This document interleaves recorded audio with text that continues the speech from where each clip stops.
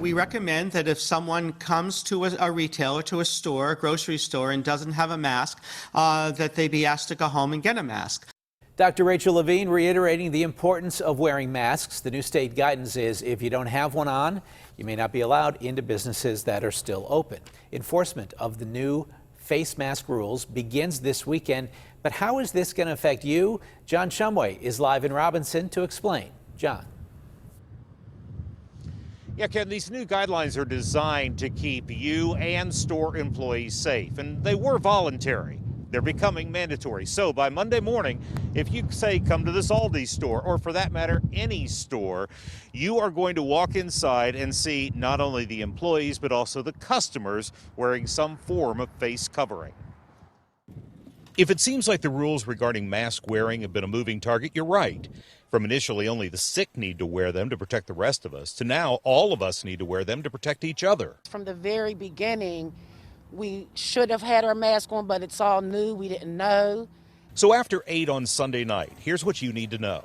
If you plan on going any place where there are other people, you must be wearing a mask or face covering like a bandana. It actually protects you, as much as the other people. So I don't think it's a bad thing. The state is leaving it up to the stores to control store entry. And anyone turned away for not wearing a mask to a grocery or a pharmacy or other essential service must be offered an alternate pickup method. To be out with no protection, that's kind of reckless, I think, because this virus is it's not contained, and I think you're putting the country at risk if you don't have some type of protection out there.